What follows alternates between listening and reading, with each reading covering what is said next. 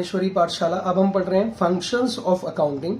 Maintaining, पहला point है हमारे पास मेंटेनिंग सिस्टमैटिक अकाउंटिंग रिकॉर्ड्स। क्या बनाने बेटा? मेंटेन करना है। हमारा जो फंक्शन है उसमें आता है maintaining systematic accounting records. The primary function of the accounting is to maintain systematic accounting records of the financial transaction and event. मतलब एक सिस्टमैटिकली हमने इनको बनाना है। नेक्स्ट पॉइंट है प्रिपरेशन ऑफ फाइनेंशियल स्टेटमेंट और फाइनल अकाउंट्स। हमारा point क्या है नेक्स्ट?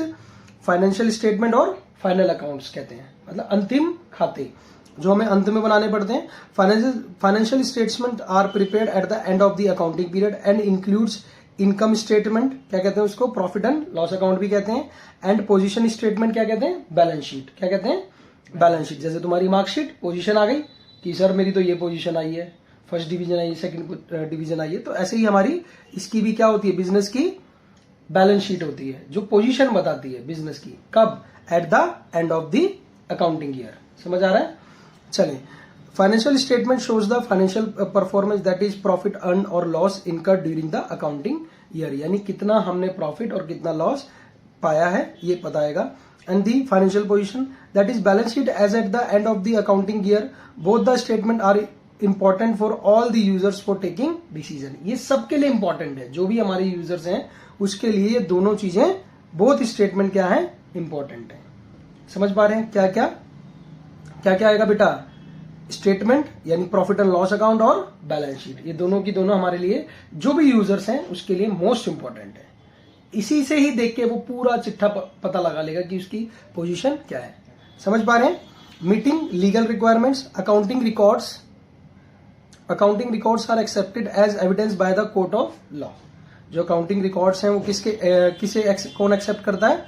एविडेंस के तौर पे। कौन? कोर्ट ऑफ लॉ, यानी जो हमारे कोर्ट बने हुए हैं वो भी उसको एक्सेप्ट करते हैं। If they are maintained systematically, अगर वो सिस्टमेटिकली बने हैं। Following the accounting principles and concept, क्यों? लेकिन उसके अंदर क्या फॉलो भी करना पड़ेगा अकाउंटिंग प्रिंसिपल कंसेप्ट को। Beside the law such as companies act, कौन? कंपनीज एक्ट है, income tax act, GST act etcetera, requires submission of returns in the form and period as is prescribed in the law। हमें क्या करनी पड़ती है बेटा? Returns file करनी पड़ती है। जैसे जीएसटी की रिटर्न जाती है, ठीक है, कि हमने इतना बेचा, इतना खरीदा, ये चीजें, ठीक है। The returns can be submitted if the accounting records are maintained systematically and timely. कब हम सबमिट कर पाएंगे? जब हम द रिटर्न्स कब सबमिट कर पाएंगे बेटे? जब हमारे पास वो अकाउंटिंग क्या होगी? रिकॉर्ड होंगे, मेंटेन होंगे सिस्टमेटिकली और टाइमली, समय पर। यह नहीं है कि 2 साल बाद, नहीं, समय पर, उसी सेम टाइम में, विद इन अ पीरियड होने चाहिए। Correct? Accounting the communicating the financial information. क्या बेटा?